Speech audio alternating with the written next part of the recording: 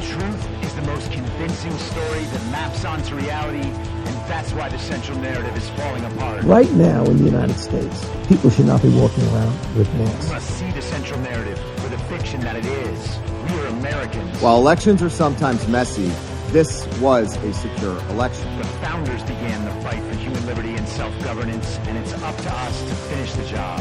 I'll tell you what, we are in a truth emergency right now. This is the end game.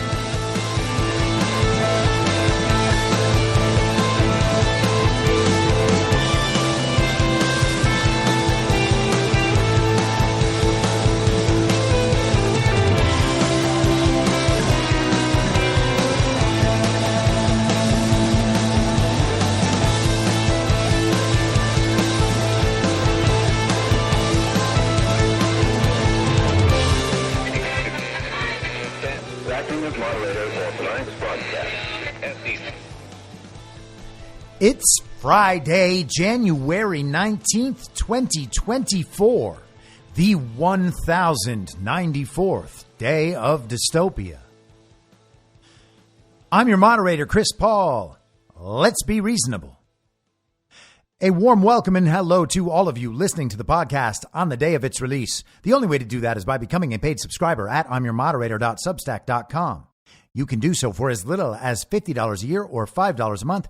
And in doing so, you will be supporting me, the work I do, and this show as it expands. And if you can't, or you simply don't want to, continue listening to the podcast for free a couple days later on a wide variety of podcast platforms. And of course, Rumble. All I ask is that you share it with your friends.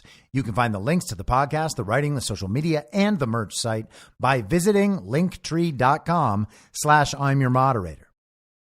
So yesterday we talked about the intellectual and moral calculations, the discussions and thoughts we will inevitably have over the course of the next 9.5 months as we lead in to the November 5th, 2024 presidential election in the United States of America. The single most important thing that has ever happened and will ever happen.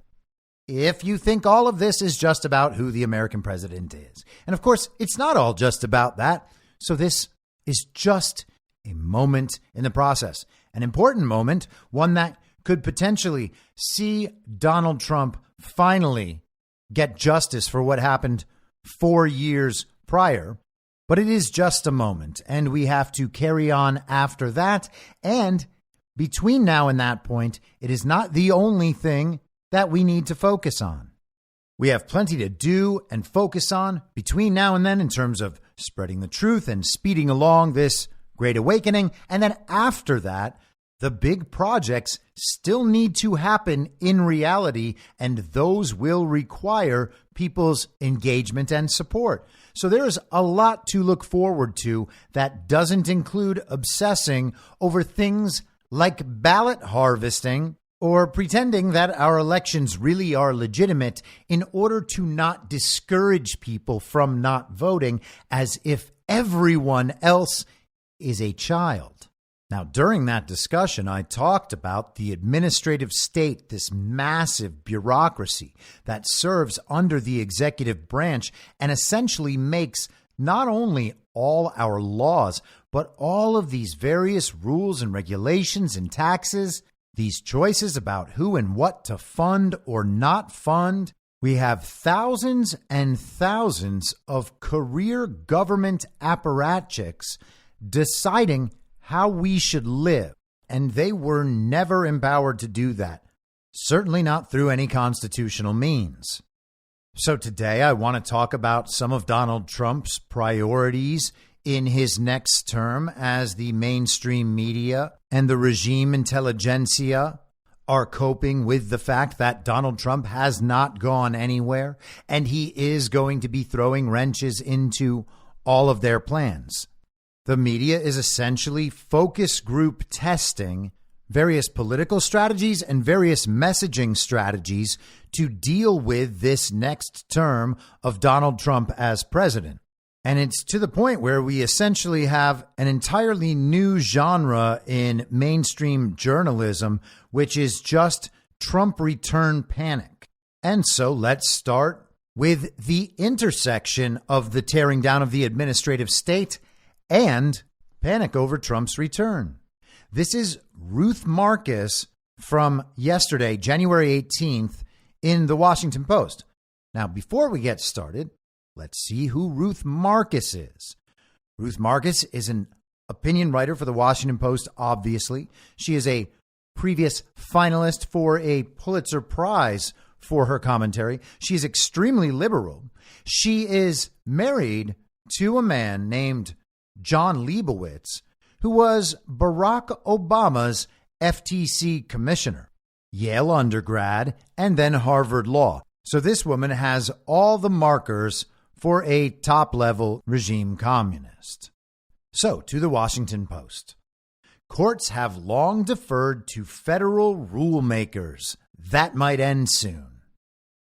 The most important case before the Supreme Court this term might not be about Donald Trump. It might be about herring, specifically about whether herring fishermen must pay for government observers on their boats to prevent overfishing. Even more specifically, the case is about whether the conservative-dominated court is prepared to throw overboard a 40-year-old precedent that instructs federal judges to defer to administrative agencies in interpreting the laws they enforce. When that earlier case, Chevron versus Natural Resources Defense Council, was decided in 1984, at the height of the Reagan administration's anti-regulatory push, conservatives cheered it as a way of reining in activist judges and preventing them from substituting their own policy preferences for those of federal regulators. So there were regime-supporting conservatives back in 1984, too. Wow. Shocking. But as the federal judiciary grew more conservative and the administrative state more sprawling, Chevron deference, as it became known, emerged as a major target for economic and legal conservatives. Two of Trump's three Supreme Court nominees, Neil Gorsuch and Brett Kavanaugh, were chosen in significant part because of their hostility to the ruling, which other conservatives have come to view as an intolerable barrier to their efforts to dismantle an out-of-control federal bureaucracy. It's not just that it's an intolerable barrier, it's that it's unconstitutional. It is what enables the sprawling administrative state, something we were never supposed to have. If our politicians, who lie about everything, who invert everything, stopped pretending that we were in a free market capitalist society and just simply started calling it communism, nothing would have to change and everyone would simply be like, oh yeah, we definitely live under communism. That's what this is. We believe we live in a free market capitalist society simply because that has been marketed to us. We know the World Economics slogan for the future, you will own nothing and you will be happy. Well, in that situation, everyone would be given the same things. You would have 3 pairs of the same pants and 7 of the same shirts and 1 pair of shoes, and everyone else would have that same set of things. As an example, no one would have any problem in understanding, hey, that's communism. Well, we are already in that place when it comes to ideas. And one of those ideas that we are given, hey, here is your idea about our economic system. That's that we are a free market capitalist system. That was the only idea on offer, and everyone repeats it as if it's true, even though it's just a slogan and utterly meaningless. But let's get back to the Amazon Washington Post. Now, the court's conservative majority is poised to do away with Chevron, or at the very least, further defang a precedent that's been cut back in recent years. In oral arguments in 2 cases that stretched past 3.5 hours on Wednesday, the justices resorted to technical jargon about Skidmore deference, a reference to a 1944 case that adopted a milder form of respecting agency views, and whether to kissorize Chevron, a reference to a 2019 ruling in which the court constrained but did not outright eliminate a different form of deference. But the fundamental question was clear. Who decides? From the liberal point of view, unelected judges or regulators with expertise and accountability? From the conservative vantage point, judges constitutionally empowered to say what the law is or unelected bureaucrats? Now let's just take a pause to understand how thoroughly retarded liberal intellectuals actually are. So, from the liberal point of view, we don't want unelected judges. They're not the people to decide these rules and regulations. What we want are regulators with expertise and accountability. Now, I don't know what that accountability is because, for all intents and purposes, they can't be fired. And that's what some of these Supreme Court cases she's talking about deal with.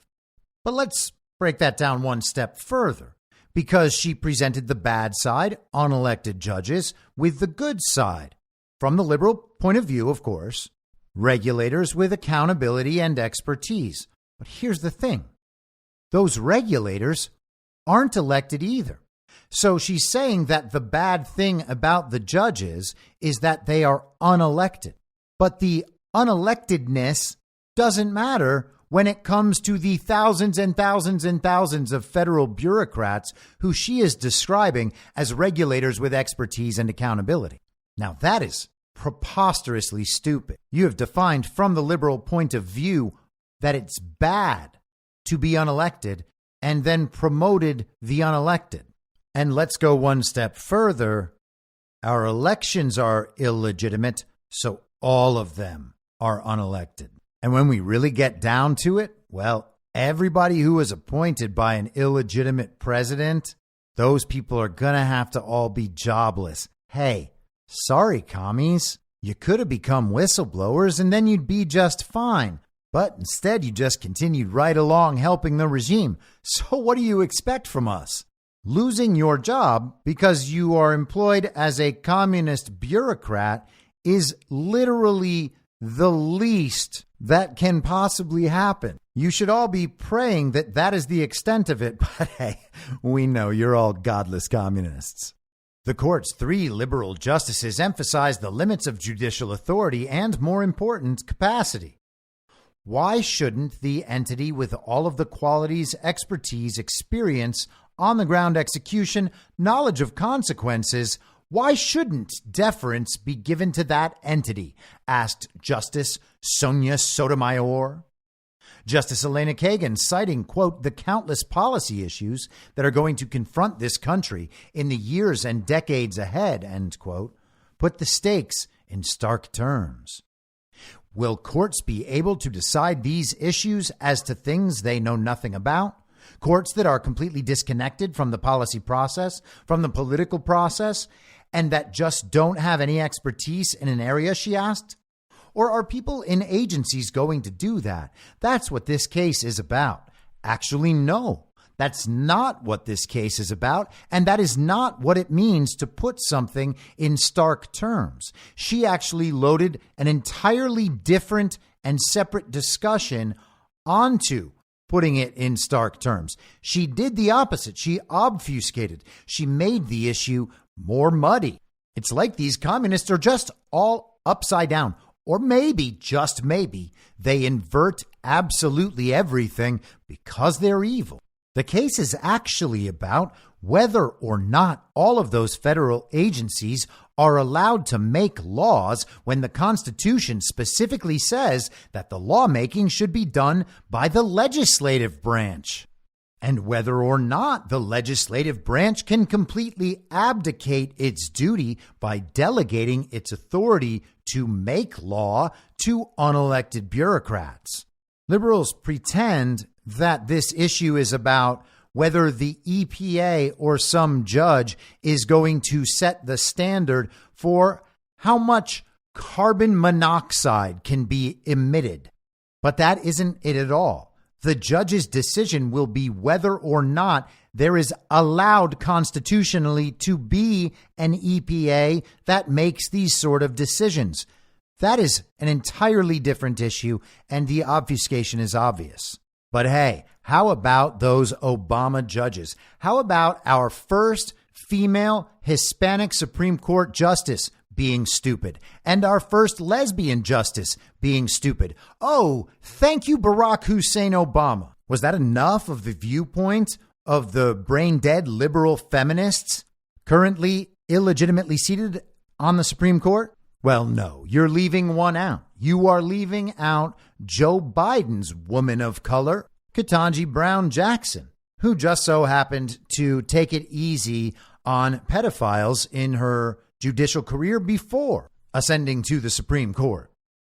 The approach adopted by Chevron, added Justice Ketanji Brown Jackson, is, quote, doing the very important work of helping courts stay away from policymaking. And so help me understand why, if we do away with Chevron's framework, we won't have a problem of courts actually making a policy decision. Well, because all of those decisions, to the extent that any of them can be made, and truthfully, none of them really can, but to the extent that any of them can constitutionally be made, those will be made in the legislature. And because everybody knows that that's what the Constitution describes, there would never be a scenario where an unelected government bureaucrat from the administrative state would be going to court about their ability to set regulatory standards. The issue would never come up. That's why you wouldn't be hearing about it, Ketanji. But of course, you knew that, or you should have known that. But then again, we've certainly seen enough nomination hearings for federal judgeships to know that many of these judges actually don't know anything. And think about what we were talking about yesterday, prioritizing practical logistical concerns over moral principled concerns, and how that's always a bad thing. And consider the legal argument being presented here to keep the current system in place. They are saying if you change the system, then in the future, the courts might end up setting a regulatory standard. Whereas the other side's argument is the Constitution specifically does not allow this. The practical implications don't matter because it's not allowed. It is about getting down to the roots of an issue. The liberals are arguing that whether or not it is allowed, they need to be able to do it because, according to them, something bad will happen if they're not allowed to do it. Therefore, regardless of what was intended in the Constitution, they must be allowed to do it. Remember how years ago people told me that I couldn't call this stuff communism? What exactly is it? What exactly is it? They don't care about the Constitution. Their argument is we need to be able to do this thing because otherwise something bad might happen. What is the bad thing that would happen if we just couldn't set a regulatory standard for some ridiculous environmental related issue? There should not be an EPA. And I think that not long into Donald Trump's term, there won't be an EPA. There is talk of them going after the administrative state from day one. That means that everything is going to be in place to immediately dismantle the federal bureaucracy on day one. And when Donald Trump jokes about being a dictator on day one, I think that he is needling the communists on exactly that. He is just kind of twisting the blade a little bit. Without the federal administrative state, they can't get their people paid, and they can't set all of these rules that govern how people live their lives and how companies conduct business. We are being run by bureaucrats and planners, and it's time to stop pretending that we have elected representatives doing our business. They are not doing our business. They are facilitating the business of the bureaucrats and handlers. They are not paid by corporations to get laws passed. They're paid to sell the regime's agenda to us. The conservative justices assess the risk differently. As they see it, Chevron lets Congress punt hard choices to unelected bureaucrats, allows agencies to flip-flop from one administration to another, and reduces judges to the role of unthinking handmaidens to regulators. Conservatives have inflated the Chevron ruling to the status of constitutional pestilence, and it is. Roman Martinez, representing one set of fishing boat owners at Wednesday's argument, said the ruling, quote, threatens individual liberty. Paul Clement, the former Solicitor General representing other boat owners, termed it and, quote, egregiously wrong decision that just gets it wrong on the basis of separation of powers. During Wednesday's arguments, Chief Justice John G. Roberts Jr. I love when they get that whole name out there. Very, very important. Where is Sonia Sotomayor's middle name? Where is Elena Kagan's? Where is Ketanji Brown Jackson's? And you might say, hey, it's in there. Her middle name is Brown. But I think you're wrong. I think she has two last names. The world may never know. But back to the article, John Roberts wondered how much the issue mattered given Chevron's reduced influence in recent years. Justice Amy Coney Barrett worried that overruling the case was, quote, inviting a flood of litigation, reopening settled questions. But the other conservative justices seemed eager to get on with the gutting. At times, their leading questions appeared aimed at hastening its demise as at weighing the consequences. Oh, they were asking leading questions. It's so unfair what they're doing. Their jobs and stuff. Would you agree that one of the reasons why Chevron was originally so popular was concern that judges were allowing their policy views, consciously or unconsciously, to influence their interpretation of the statutes in question, prompted Justice Samuel A. Alito Jr.? Why was that fear unfounded? Why do you think now that the fear was unfounded? Gorsuch lamented Chevron's toll on, quote, the immigrant, the veteran seeking his benefits, the Social Security disability applicant, conveniently omitting that the campaign to overrule the decision, including the cases currently before the High Court, has been funded by well-heeled conservative groups, including the Koch network. The Kochs are globalists. But the question is of massive constitutional concern, so who cares who's funding it? All that matters is what the Constitution says and how we're going to interpret that in a principled fashion. The Supreme Court has invoked Chevron some 70 times to uphold agency actions. Lower courts have relied on the case 17,000 times. So it is not too early to consider the practical consequences of abandoning that approach. Solicitor General Elizabeth B. Prelogar, representing the Biden administration, warned of chaos and disarray, with thousands of decisions open to challenge and, quote, different rules in different parts of the country. I don't know. I feel like we could straighten that out over time. You just can't do it. You got agencies in your state, just like these federal agencies. Well, turns out they can't do it. So everybody's fired, and now stop making laws and rules and regulations outside the bounds of the legislature, who is constitutionally empowered to do that where no one else is. But back to the article, let's conclude. That might understate things. Prelogar needs to be circumspect and polite about the politicization of the federal courts. I don't. Oh, Ruth Marcus, you are just bringing the heat. Here's what will happen if federal judges are freed from having to defer to agency interpretations. During Democratic administrations, conservatives challenging agency action will race to friendly conservative courts to file challenges. During Republican administrations, the opposite will happen. That venue shopping already occurs, but overruling Chevron will make it much worse. Oh, it's so cute. She still thinks there's going to be all of these agencies. And to the detriment of the courts and the rule of law. You're saying blow up one doctrine of humility, Chevron deference, blow up another doctrine of humility, courts' reluctance to overrule precedent, and then expect anybody to think that the courts are acting like courts. Kagan told Clement. Oh, wow, what a powerful legal mind. Elena Kagan is brilliant. I just realized it after reading that sentence.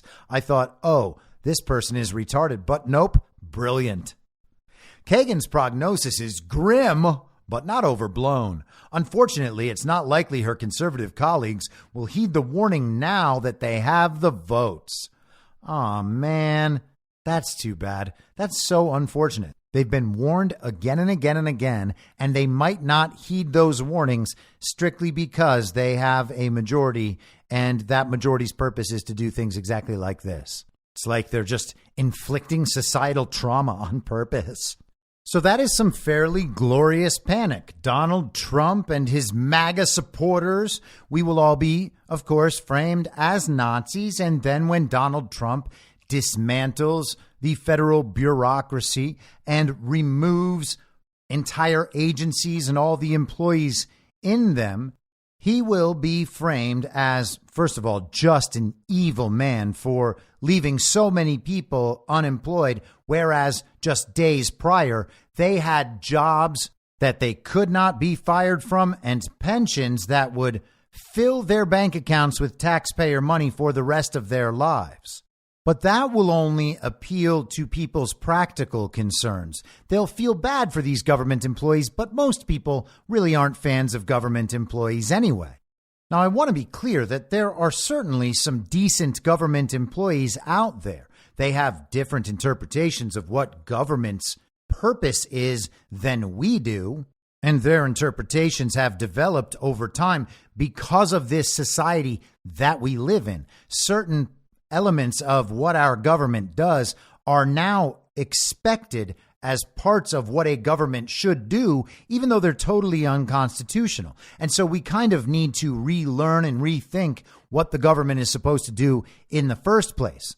There are also just people there who have learned some skill that is applicable to what the government does in reality. Regardless of whether it should or shouldn't do it, it is doing it. And there are jobs that need to be filled. There are people with those skill sets who want good jobs, job security, the ability to raise a family. And so they take those jobs and they work hard to do well and perform well at those jobs because they're good people. And so it's unfortunate that many of those people will no longer have those cushy careers, and that those cushy careers in many cases just won't exist anymore. We can feel some sympathy for those people, but it's also important to remember that people who were put into those positions in these same processes, these were the people who said that anyone who doesn't get vaccinated should lose their job and career. These are the people who clapped along while states were locking down, the people who believed that Donald Trump was being irresponsible for suggesting that states should reopen. No one batted an eye. No government bureaucrat batted an eye when my career, for instance, was ended with a snap of Gavin Newsom's fingers. I had put in 15 years establishing myself in an industry that got shut down the moment California locked down. Now, has it returned to some extent? Yes, it has, but years later. And it's far more dystopian now than it even was then. And I realized my career was already pretty dystopian by the time it stopped in 2020. These are also people of the same political persuasion as those who suggested that coal miners whose careers were ended because of Green New Deal environmental policies could simply learn to code. So apologies, federal employees.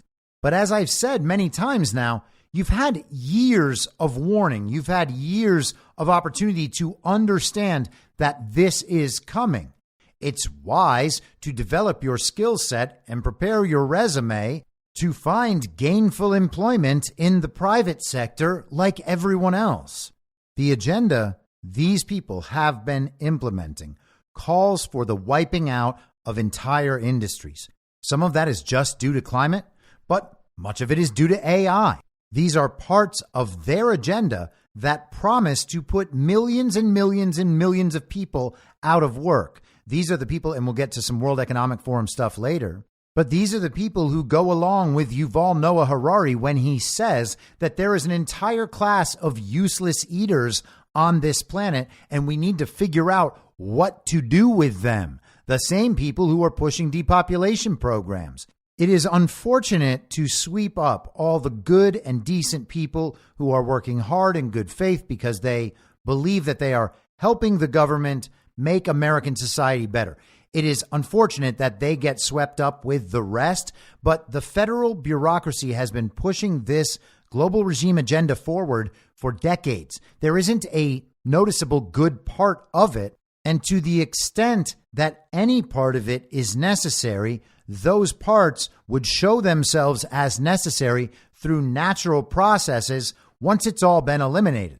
We are going to have some period of adjustment no matter what. It is better to strip things down to their roots and know what needs to be brought back than to have some discussion among elites and illegitimate politicians about why we need the EPA and all of its component parts, or why we need the Department of Education and all its component parts, when the truth is the government shouldn't be doing any of these things. But let's continue with panic over Trump's return and Trump's plans for when he is once again publicly recognized as the President of the United States of America. This is from the New York Times on Tuesday. Trump signals plan to go after intelligence community in document case. Lawyers for former President Donald Trump said in court papers filed on Tuesday night that they intended to place accusations that the intelligence community was biased against Mr. Trump at the heart of their defense against charges accusing him of illegally holding on to dozens of highly sensitive classified documents after he left. So the whole Mar-a-Lago raid case, part of Trump's defense, is his claim that the intelligence community was biased against him. Ooh, what a conspiracy theorist. The intelligence community biased against a president that was putting America first and not doing the bidding of the global regime? How could it even happen? I know, it's unbelievable. The lawyers also indicated that they were planning to defend Mr. Trump by seeking to prove that the investigation of the case was, quote, politically motivated and biased. The court papers filed in federal district court in Fort Pierce, Florida, gave the clearest picture yet of the scorched earth legal strategy that Mr. Trump is apparently planning to use in fighting the classified documents indictment handed up over the summer. So, scorched earth.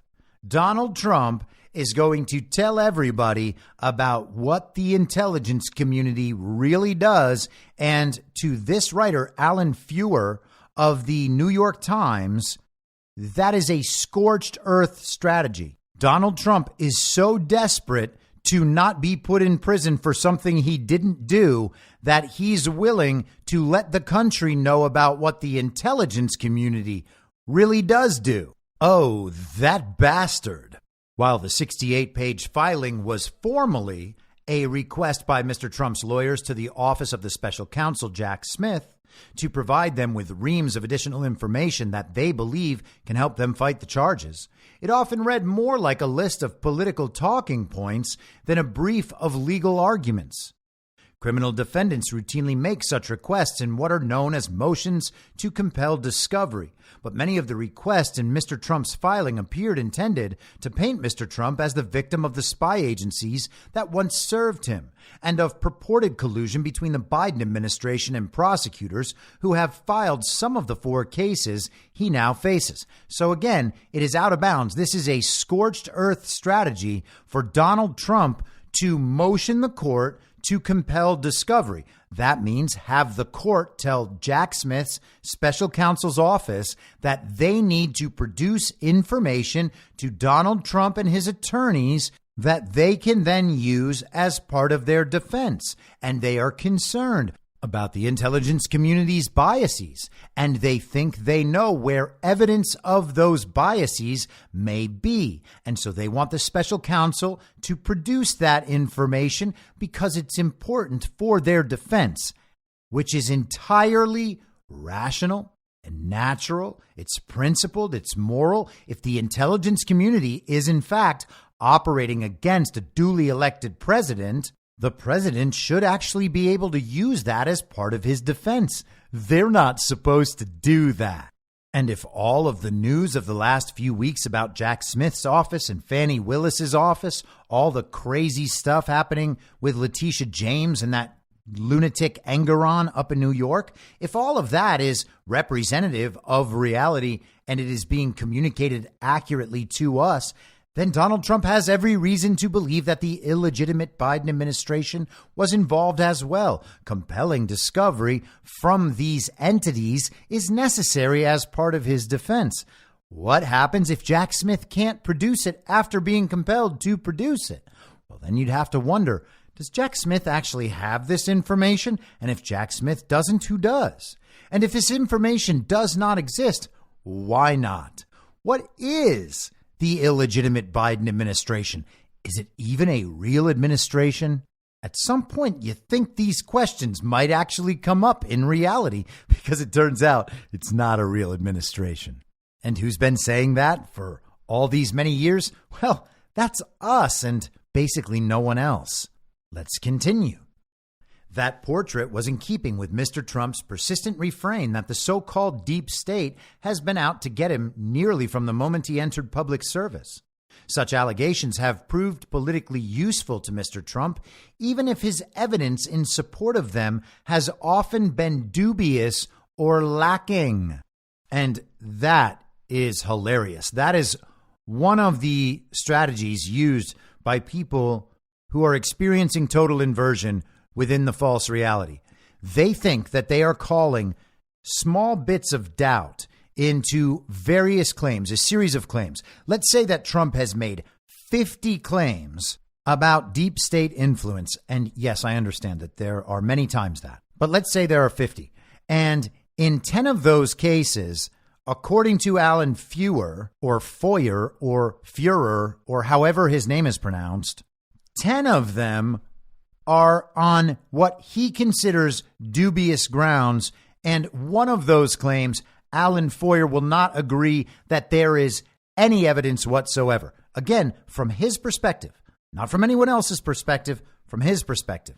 That to him means that it is often the case that Trump's evidence is dubious or lacking, as he just wrote. And for someone like him, that means, and he's communicating this outwardly, you should ignore all of these claims from Donald Trump because certain claims, in his view, are not substantiated enough. He is making the case that one rotten apple, in his view, is enough to destroy the entire apple cart, when what he's really dealing with is a cart of brand new apples, and some aren't totally ripe yet. Total inversion in each and every aspect. That is what they go for. Read what they say, break apart the elements of each claim, think about what the actual opposite in each of its elements would be in each one of those elements, and see if that is reflective of the empirical observable reality. More often than not, it will be. Their inversion is total. They take each one of the individual elements separately, invert it, and then combine into the big picture claim. And then they say things like, there is no deep state pursuing Donald Trump because his claims are often dubious or lacking in evidence from the perspective of these people. And that, of course, is the same thing they do with elections. They take each and every one of the claims of fraud. They figure out some way to cast some doubt on it. And once they have casted some doubt on it, not even dispositive doubt, just doubt, any doubt, once they have casted doubt, they say, oh, no, well, that claim's not proven. And they do that for all the claims. And then they say the big claim, Joe Biden really did receive 81 million real lawful American votes, because all of the claims to the contrary are doubtful at best. But back to the New York Times. The nation's spy services took center stage in the papers, given that intelligence officials are likely to testify at trial about what Mr. Trump's lawyers call their subjective assessments of the more than 30 classified documents that the former president is accused of removing from the White House. Now, it seems like they're suggesting that Jack Smith's plan is to bring in a bunch of former intelligence officials and ask them what they think is contained or written in these documents and why it's important that Donald Trump not have them. One of the ways in which President Trump will challenge that testimony is by demonstrating that the intelligence community has operated with a bias against him, dating back to at least the 2019 whistleblower complaint relating to his call with Ukrainian President Volodymyr Zelensky. Two of Mr. Trump's lawyers, Todd Blanche and Christopher Kise, wrote referring to the incident that resulted in Mr. Trump's first impeachment trial. Mr. Blanche and Mr. Keyes said they planned to use, quote, evidence relating to analytic bias harbored by the intelligence community, end quote, to undermine the prosecution's contention that the documents Mr. Trump took with him were connected to issues of national defense. Mr. Smith's team will have to prove such connections for jurors to find the former president guilty of violating the Espionage Act, the central statute he is accused of breaking. While the specific contents of the documents remain unknown, the indictment says that some are related to nuclear secrets and military plans against U.S. adversaries. The documents, which came from several intelligence agencies, were among the most highly classified records the federal government had, court papers say. Damn, that must really suck that the regime doesn't have control of intelligence this important. If only they hadn't stolen all of those elections, then they might be able to have legitimate power and then have access to these documents. Shucks. Mr. Trump's legal team has persistently derided all of the cases he is facing as partisan attacks against him as he mounts his third bid for the White House. And in the filing on Tuesday night, Mr. Blanche and Mr. Keyes asked Judge Aileen Cannon, who is overseeing the classified documents case, to force Mr. Smith to give them, quote, any documents and communications reflecting bias and or political animus toward President Trump by members of his own prosecution team. Now, that might be a strange thing to ask for unless you knew that evidence existed. Now, as I've said countless times, I think that all of this is a public-facing stage show for something much more real and tangible going on in the background. Now, we don't have a ton of access to what that is all the time, and the mainstream media certainly isn't going to tell us about it. But a fundamental assumption that I work with in my thinking all the time is that both sides have or had access to absolutely all of the information for a very long time. And I also think that it's at least possible, there's some evidence for it, that one side's access to all of the information has been cut off. Now, that's not necessary, because if both sides have all of the information and they have an equal opportunity and equal access to communicate with the public, then the side telling the truth is going to win, because what they say will better map onto the reality that people are experiencing in the world, and the false reality will simply drop away at that point. So it could be as simple as that. It could be both sides have all of the information on absolutely everybody, and the chess moves are being made with one side deploying truth and the other side not. Truth will win that each and every time on a long enough timeline. But it's also possible that the other side just doesn't have the access to information that they used to have. That our side, for instance, could have developed new technologies that would prevent the other side from intercepting communications. And there is at least some reason to believe that that is exactly what's happening with Starlink and the rest of it. That is a different conversation.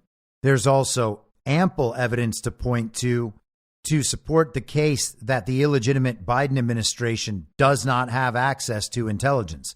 They never seem to know absolutely anything whenever there is any military-related incident happening in the world. They seem generally to be somewhere behind the mainstream media. And while the mainstream media still might be pumping out intelligence community propaganda, they are no longer able to sell their version of the story as true. So when people in the illegitimate Biden administration regurgitate all that information, it has already been refuted in the public mindset. So let's reset quickly before we continue.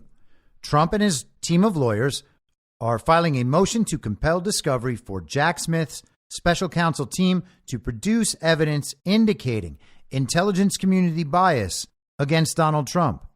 The illegitimate Biden administration working as part of this prosecution, and evidence that Jack Smith's own prosecutorial team in the special counsel's office is also biased against Donald Trump, and Trump's team believes there is evidence for all of this that can and should be produced.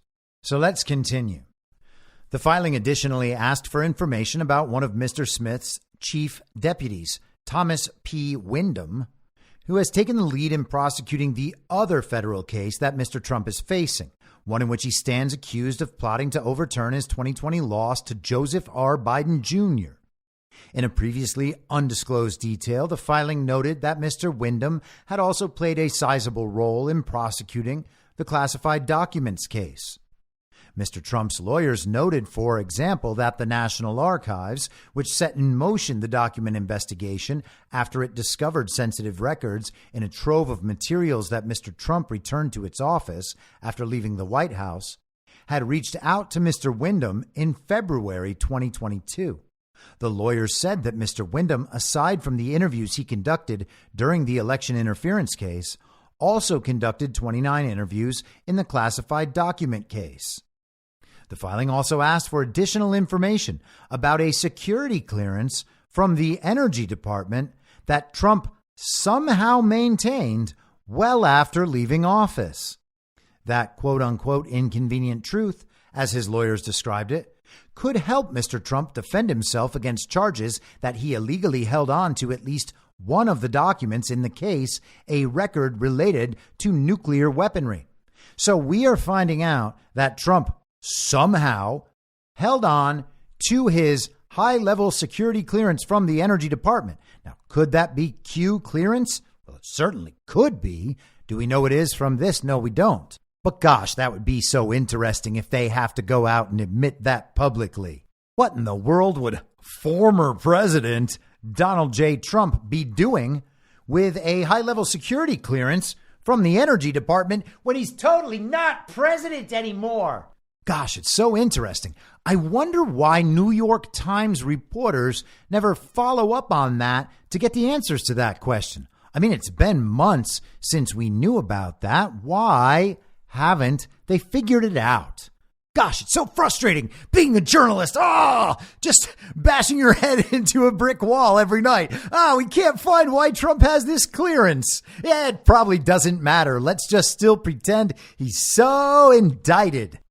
I mean, Trump's lawyers are basically just spiking the football at that point. They're like sauntering into the end zone, high stepping, calling Trump's security clearance from the Energy Department an inconvenient truth for the prosecution. They're basically saying, hey, even if you get rid of all the presidential stuff, he's still allowed to see this. But then also think about this. So Joe Biden, the very real president of the United States of America, for sure, believes that Donald Trump has committed insurrection against the country and a whole slew of other crimes. And despite that, Joe Biden, the most patriotic and real president that America has ever seen, did not bother removing Trump's Energy Department clearance. Wonder why? Wonder why Biden didn't remove Trump's clearance. Gosh, I guess it's a mystery. Being a journalist is tough.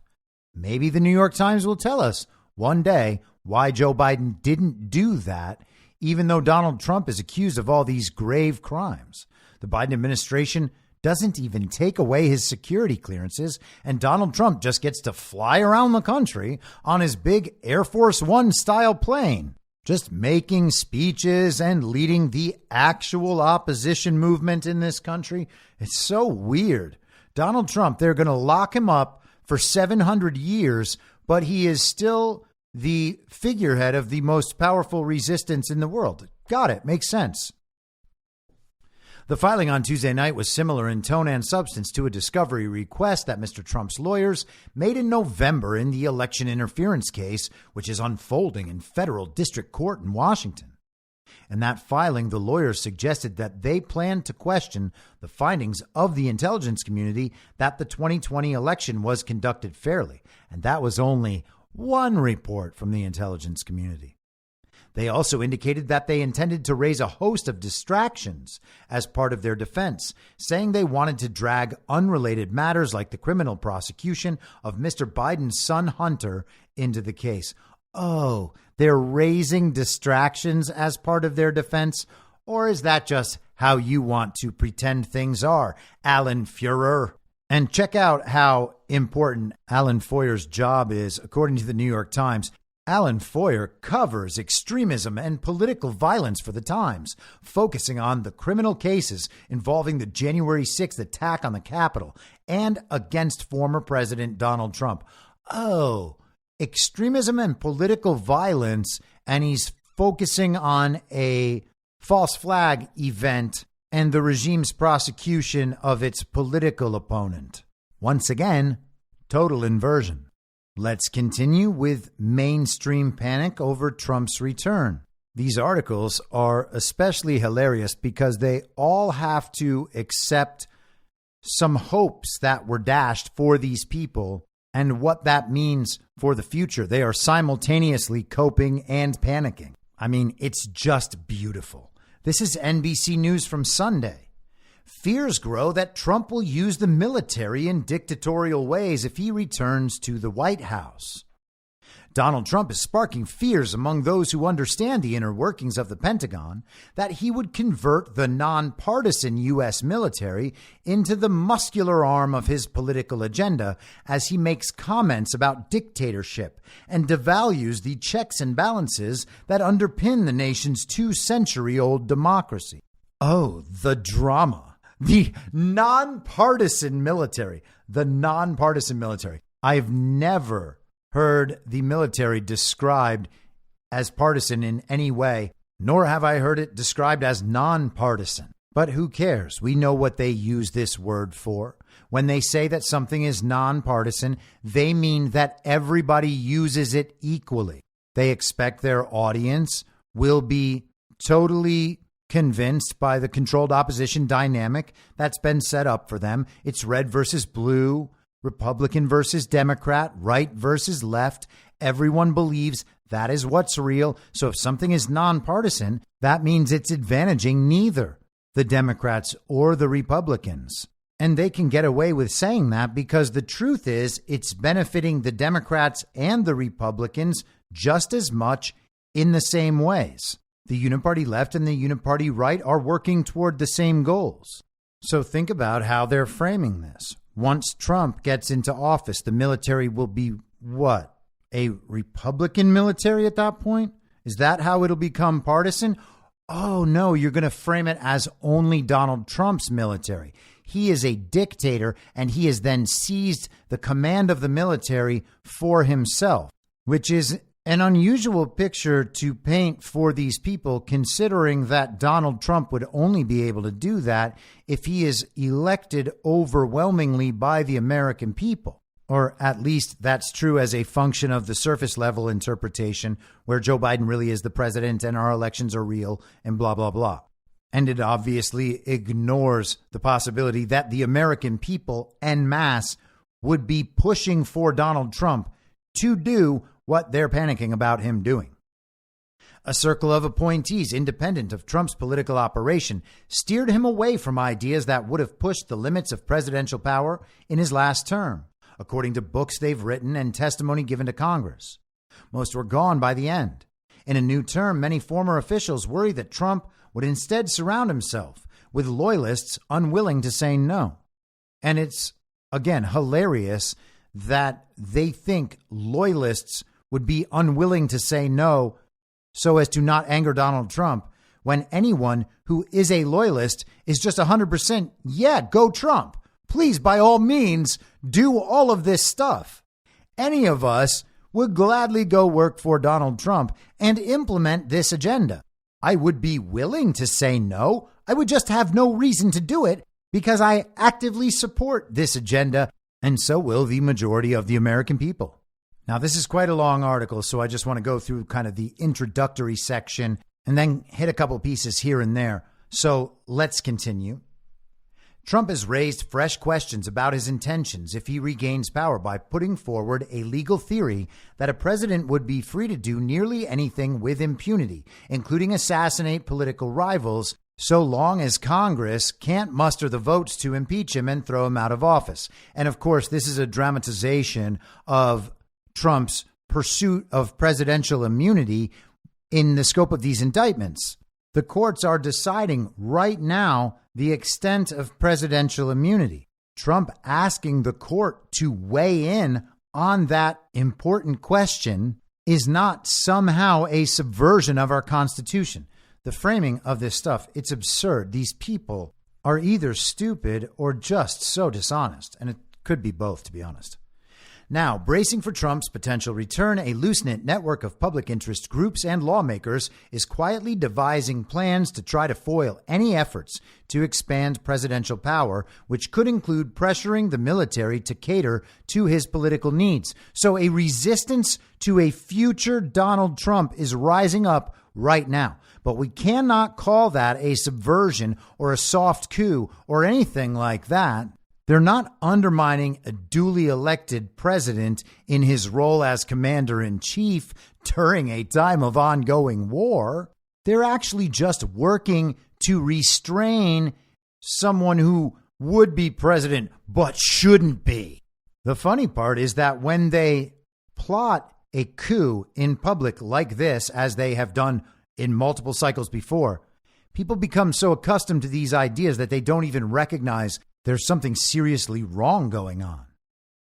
Those taking part in the effort told NBC News they are studying Trump's past actions and 2024 policy positions so that they will be ready if he wins in November. That involves preparing to take legal action and send letters to Trump appointees, spelling out consequences they'd face if they undermine constitutional norms. These people are bonkers. We're already starting to put together a team to think through the most damaging types of things that Trump might do so that we're ready to bring lawsuits if we have to, said Mary McCord, executive director of the Institution for Constitutional Advocacy and Protection at Georgetown Law. What? Why is Georgetown Law taking on a duly elected president of the United States? Don't they receive federal funding? Thank goodness we're not dealing with communism. I mean, it would be so much worse. Part of the aim is to identify like-minded organizations and create a coalition to challenge Trump from day one. Those taking part in the discussion said, some participants are combing through policy papers being crafted for a future conservative administration. They're also watching the interviews that Trump allies are giving to press for clues to how a Trump sequel would look. Other participants include Democracy Forward, an organization that took the Trump administration to court more than 100 times during his administration, and Protect Democracy, an anti-authoritarian group. So let's take a second and take a little look at these groups. Protect Democracy is short for United to Protect Democracy, and that is all under the umbrella of the Protect Democracy Project, a group that petitioned for, at one point, the resignation of Attorney General Bill Barr. So that's interesting. The Protect Democracy Project has received funding from the left-wing Hewlett Foundation. The breakdown of the Protect Democracy Project on influencewatch.org also notes that one of its advisors is a woman named Mona Charen, who is a close friend of none other than the Washington Post's Ruth Marcus, according to Ruth Marcus's Wikipedia page. And the other group, Democracy Forward, is chaired by none other than Mark Elias, the Democrats' lawfare superstar, the man who led the legal effort to make sure that the stolen election of 2020 and many other stolen elections are upheld, a man who used to be with Perkins Coie, a key player in this now 9-year-long soft coup against the United States of America. Their board of advisors also features none other than John Podesta and Ron McClain, who was the chief of staff for the first couple years of the illegitimate Joe Biden administration. We are preparing for litigation and preparing to use every tool in the toolbox that our democracy provides to provide the American people an ability to fight back, said Skye Perryman, president of Democracy Forward. We believe this is an existential moment for American democracy, and it's incumbent on everybody to do their part. Now, they are protecting our democracy, and we know what our democracy is. Our democracy is the American Uniparty. It is the American evil twin faction. It is the American version of the global regime's government.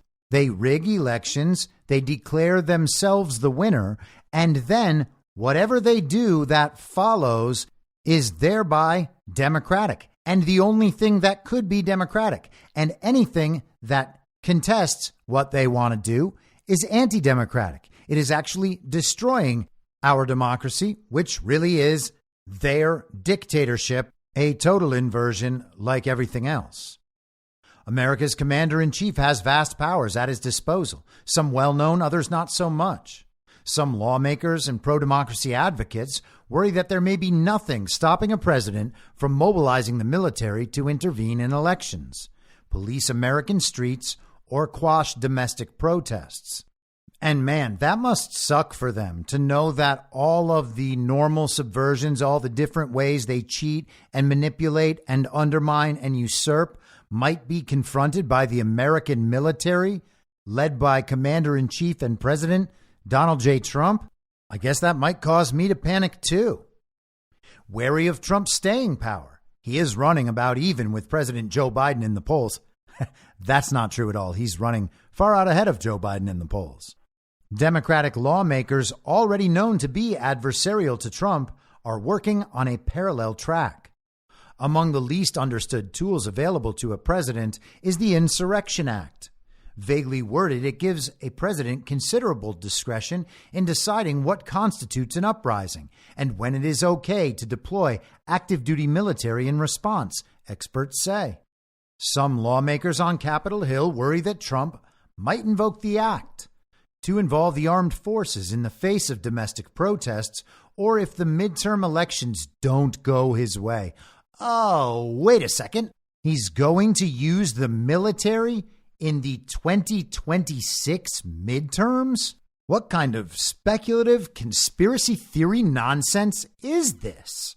You know, it kind of sounds like they are willing to relent and let Donald Trump, quote unquote, win as long as the elections remain rigged. And they are hoping that the elections will be similarly rigged in 2026 so that they can give us one, give us the president, throw them a bone. Let them have President Trump again for 4 more years. We will figure out how to undermine and usurp his authority. We are going to subvert the duly elected president. And part of the way we're going to do that is by having fraudulent elections all around the country so that we have illegitimate congressmen and senators there to undermine the duly elected president. And in 2026, in the midterms, we are just going to steal the whole thing again after we tell the whole country that everyone has realized Donald Trump really is the Nazi we always said he was. They always tell their plans in advance. Now, am I the one speculating and creating a conspiracy theory, or is that what they're saying in this article? I mean, how else are you supposed to interpret that?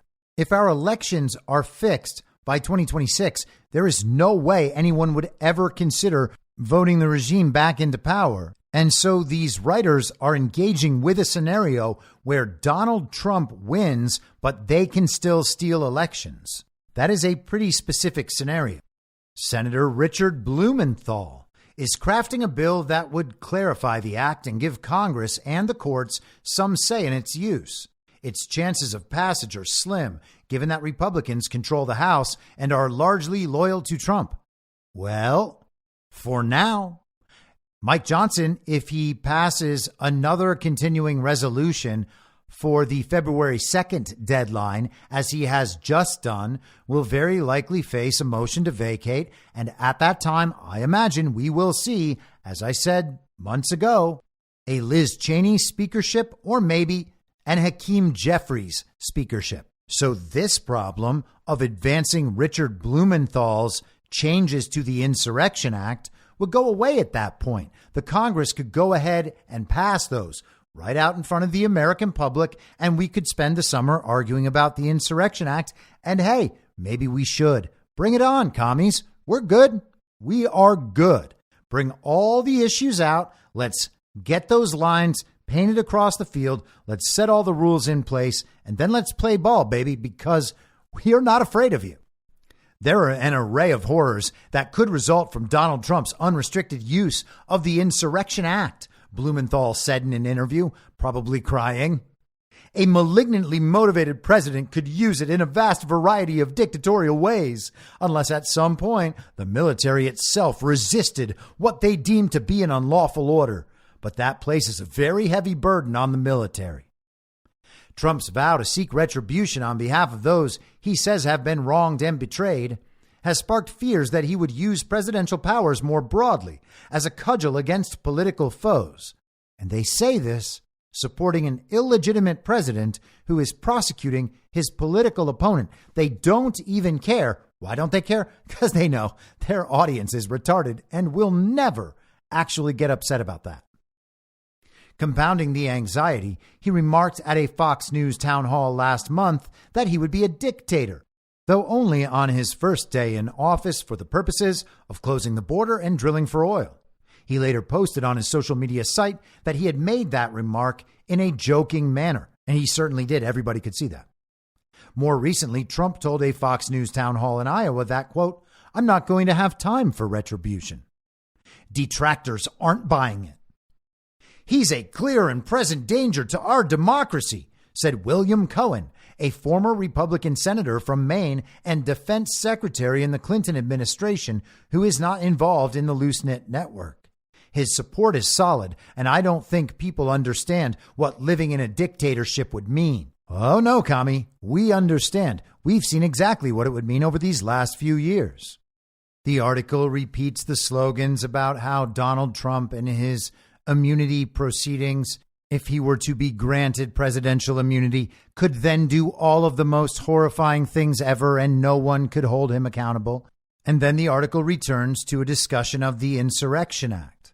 The Insurrection Act is a legal order, and if he orders it, there will be military officers, especially younger men and women, who will follow that legal order, the former official added, and they are talking about a former senior official who served in the Trump administration who is speaking on the condition of anonymity.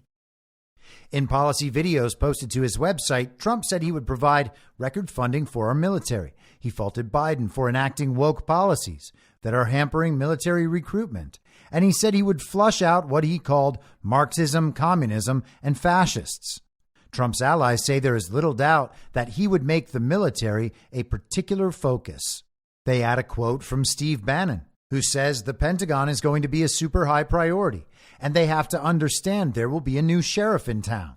You're going to see a massive house cleaning at the Pentagon. President Trump wants to put in a philosophy of how to win wars. And kudos to Steve Bannon and kudos to Trump. Skipping down again. Trying to pull out of NATO won't be so easy next time around. Last month, Biden signed an $886 billion defense bill that bars a president from unilaterally withdrawing from NATO, a move that could stymie Trump's 2024 campaign pledge to fundamentally reevaluate, quote, NATO's purpose and NATO's mission. And we discussed the signing of that bill. That amendment, I believe, was provided by Marco Rubio. That was in the National Defense Authorization Act. And here's the thing. Joe Biden's not a legitimate president, and the Congress and Senate aren't legitimate either. So this actually doesn't matter. Donald Trump is just going to go ahead and withdraw from NATO if that's what he wants to do. A second Trump term would be day after day of constitutional crisis. The Justice Department one day, the Pentagon the next, and Homeland Security the next. John Bolton said in an interview, it would be unremitting. The military's role is unique in that soldiers and sailors are trained to obey the commander-in-chief, but are told not to follow illegal orders. Things get murky when an order comes down in the category of lawful but awful, as some military experts describe it. Oh, really? Military experts use the same terminology as they use at Twitter in censorship discussions? Also, that is not murky. If someone in the military does not want to follow a lawful order, it is their responsibility at that point to resign. There were a few of those in the last term, former Trump appointees say, that they managed to beat back. Oh, how about that? They were subverting and ignoring lawful orders from the duly elected commander-in-chief. And we are supposed to think that this is all good because Donald Trump is actually the biggest threat. It's not these people who subvert our election process and the people's representatives. While Trump never invoked the Insurrection Act, as far as you know, he believed the protest in the summer of 2020 surrounding the George Floyd killing made the U.S. look weak and wanted the military to quash the demonstrations, former appointees said. And then they begin suggesting names of people who might possibly be involved in Trump's kind of military branch.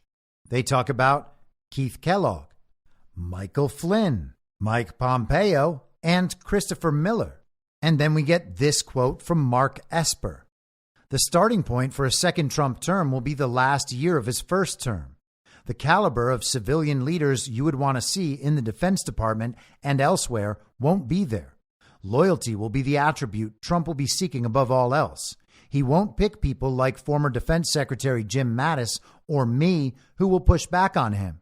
So the question becomes, what harm might occur over 4 years? Yes, Mark Esper, what harm indeed? So that is quite a lot of panic coming from our mainstream media. They are simultaneously coping with the reality that Donald Trump will be back in office, in quotes. He will be the publicly recognized president of the United States of America again. And at that point, he is going to begin executing the mandate for which the American people are electing him. The media is working furiously to paint all of this as somehow illegal, authoritarian, dictatorial, mean. They're going to throw everything at Donald Trump's next term and try to make everything he attempts to do seem illegitimate in some way. They were reasonably successful with this in the first term in terms of public sentiment. People, by and large, did not understand that the media actually lies about everything. And there is a uniparty in this country, and they have subverted our government. In fact, their intent is to subvert our government and allow the United States to be subsumed into this global order. People didn't realize that. So when the media called Donald Trump a threat to everything we've ever known, a lot of people went along with it, including myself for the first couple years. Many of us believed that there were authoritative sources and that those sources didn't lie to us. And on the occasion that they did, well, they were still the only sources we could really depend on. Does it make sense? No, it doesn't really make sense. But that is the sort of thing that does make sense when you are experiencing total inversion within that false reality. So they're panicking about the elimination of the federal bureaucracy. They're panicking about potential exposure for the intelligence community, for the illegitimate Biden administration, and this special counsel who is engaged in these political prosecutions.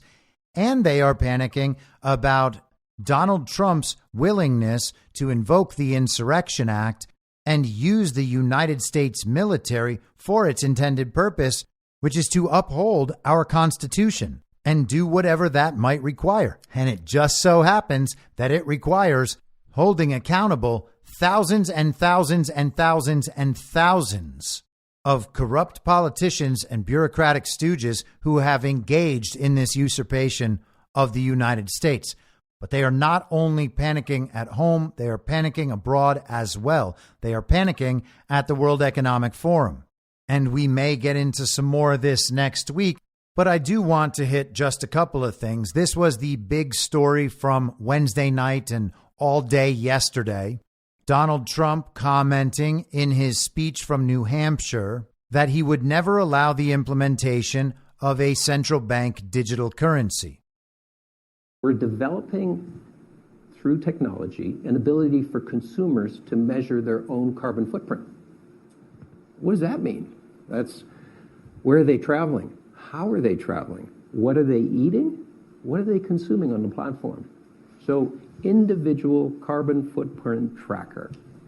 Stay tuned. We don't have it operational yet, but this is something that we're working on. Now, if you understand the globalist movement, if you understand the technocracy they are trying to bring about in the world, then this is nothing new. These things have been said at the World Economic Forum for a long time. But this is one piece of the social credit score. The social credit score interlocks with the central bank digital currency. If your score is too low, they can shut your money off. If you don't live the way you are expected to live, they can simply turn off your money so that you can't go buy things. They can make it so that certain currencies can only be used for certain things. I mean, if you don't own anything and you'll be happy, well, you will still have the place where you live, the small little apartment, or hey, maybe they just have you be roommates with somebody. But you have your little place and you have clothes and you have a job, probably in the metaverse. And so they think, well, what else does this person need? This person doesn't need real money. They're not going to go out and buy other things anyway. They don't even need to go anywhere because we have this whole world that we've constructed for them inside their little apartment. And at that point, they might as well just pay you in food credits. So rather than getting paid a check and you deciding where you want your money to go, what you want to do with it, do you want to invest? Do you want to buy yourself a treat? Do you want to spend it all on food? They make it so you don't have that choice. That money is for food. There is no other money. It's just that money. So go buy your food and be happy. You'll own nothing, but you'll be happy. And naturally, they can track everything you do, everything you say. They know who you're around. They know what you're searching for on the internet. They know what you buy and what you eat and where you go. They know absolutely everything about you. And there is an incentive and punishment structure tied to each and every little bit of that interlocks with your central bank digital currency. And you damn well better behave according to their terms or else you can't buy anything. But hey, maybe they'll give you some food credits. Tonight, I'm also making another promise to protect Americans from government tyranny. As your president, I will never allow the creation of a central bank digital currency. Do you know about that? Now, some people are trying to frame this as something that Trump has just found out about from Vivek Ramaswamy, but that is obviously preposterous. Regardless, this was met with mass approval, including from the normie sphere. Standard issue villagers on the uniparty right, despite being standard issue villagers, have now pretty much adopted the notion that the central bank digital currency is a very bad idea. They are usually a good 3 to 4 years behind people like us. And of course, even at that point, we are still a good distance behind the people who are actually implementing all of this stuff. So they have finally figured out that CBDCs are bad, and now they understand that Trump is against them too, which is just the latest in a long series of examples of Donald Trump actually being the solution to many of the world's biggest problems, and this is certainly one of those. Fortune magazine's crypto division wrote an article about Trump's comments, seeming to argue that the whole CBDC thing is overblown. Sure, Trump's saying he's against them, but Joe Biden hasn't even talked about them since 2022. They describe the CBDC this way. They say CBDCs are the digital versions of fiat money, in this case the dollar, but exchanged via blockchains. Proponents of a U.S. CBDC argue that a digital dollar could be exchanged securely and less subject to the volatility often seen through the crypto ecosystem. Now, that is some serious sleight of hand there. Why would we be comparing a digital dollar to the sum total of all cryptocurrencies based on their volatility? Shouldn't we be comparing the digital dollar to just the dollar? Oh, wait, right now, our fiat currency, the dollar, is kind of just a digital dollar anyway. But virtually no one has ever cared about the dollar's volatility. We don't even talk about the dollar in those terms. We call it inflation. At some point, you have to begin questioning which parts of their system Donald Trump is not threatening to destroy. And it turns out there aren't any of those, which is why we're all such ardent Trump supporters. And we've been screaming that from the rooftops for years. now people are beginning to understand that because all of their favorite characters on television who operate as information gatekeepers have caught up to where we were in the middle of 2020.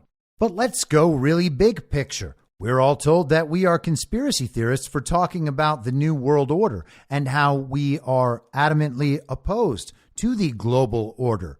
We do not want a one world global government controlling what everyone everywhere does. That's not a democracy. That's not our democracy. That is feudalistic and totalitarian control over absolutely everything. It's not a conspiracy theory. It's what they're pitching.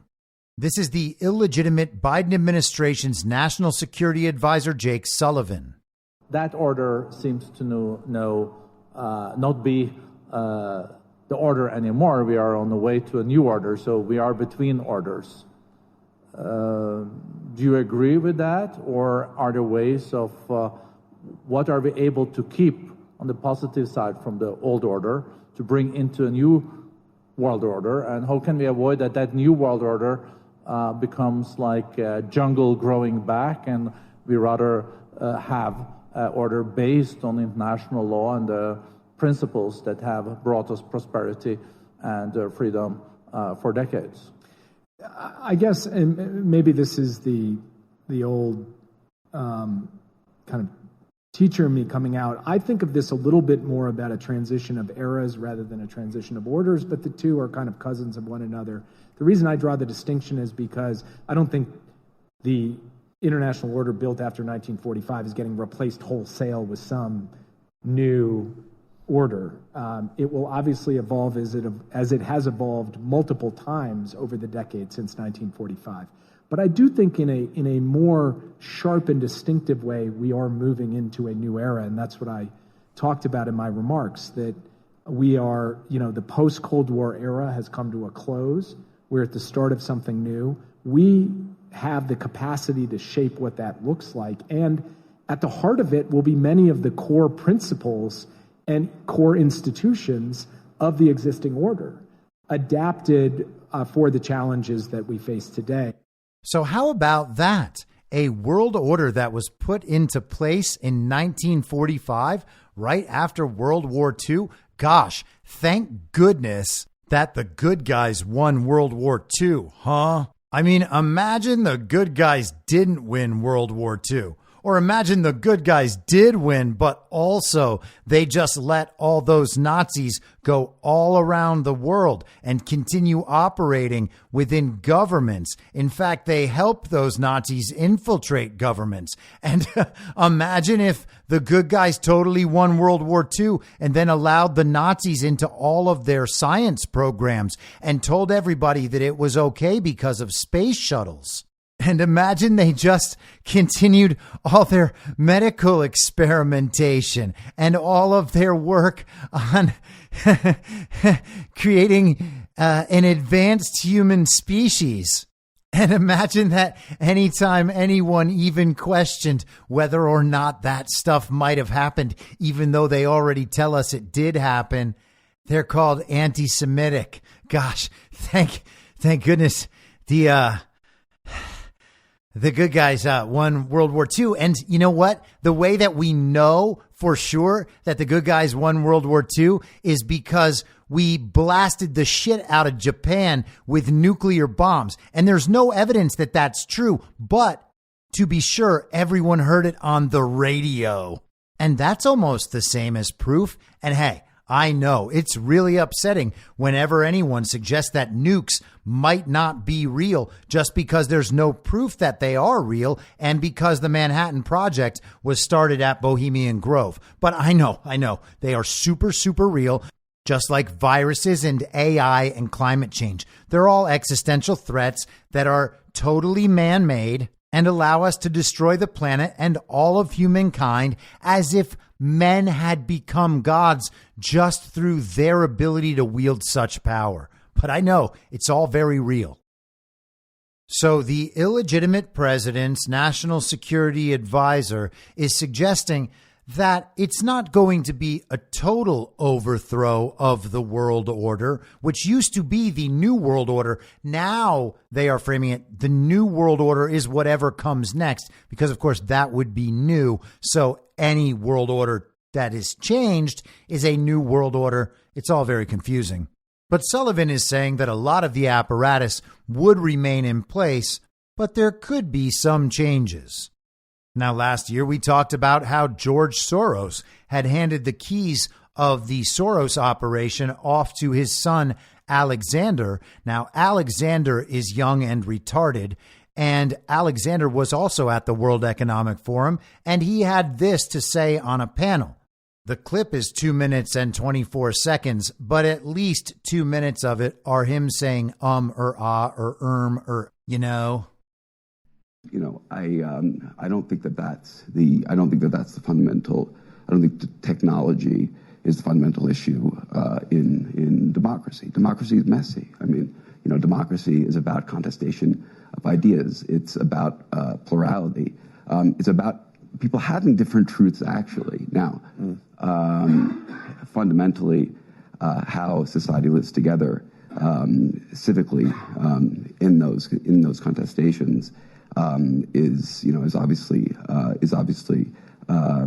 quite tricky. But I think that if we play too much on this disinformation card, we're taking the responsibility away from ourselves to actually create a narrative that inspires people to vote and to believe, in democracy and democratic institutions. And on the institutional part, I think that we can talk about institutions as these abstract things, but institutions are also about people. And we just heard this point about untrustworthy people, and we talked about things in the United States like checks and balances, which aren't written anywhere but are customs. And one man, Donald Trump, literally came in and just took that all away. But when I see this, when I look at this, more globally regarding democracy, I also say to myself, when was this great time that everybody got along so well and things were going so great? I mean, I think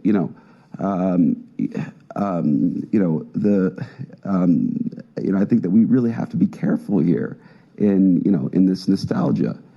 For a time past, because a lot of the reactions we're seeing in society are actually reactions to positive things like equality for women, and greater diversity, which come with backlash. Now that, my friends, is one brain-dead son of a Nazi. Does that person sound brilliant? No.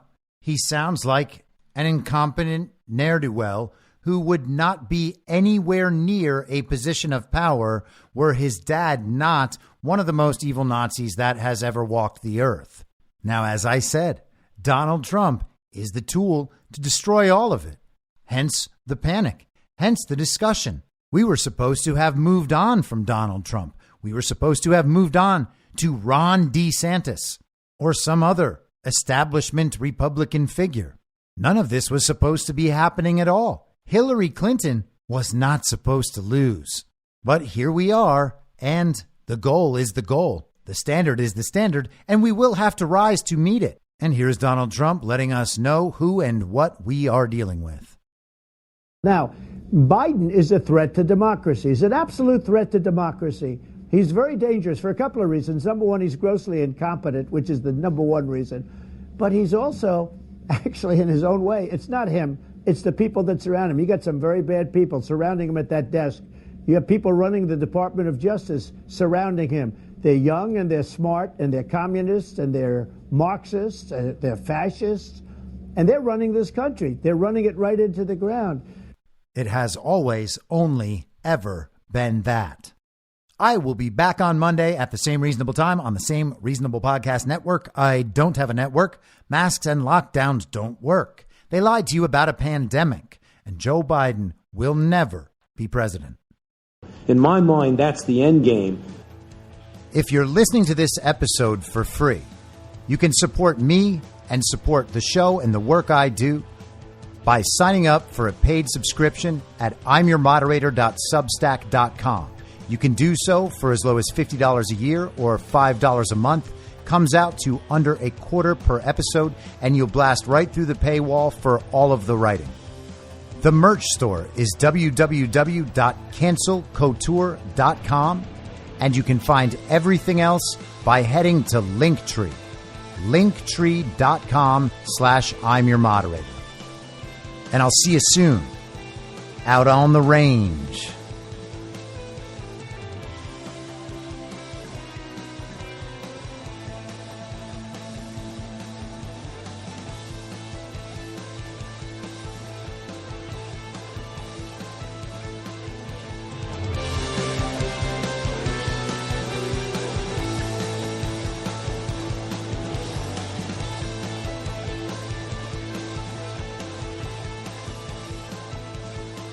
It's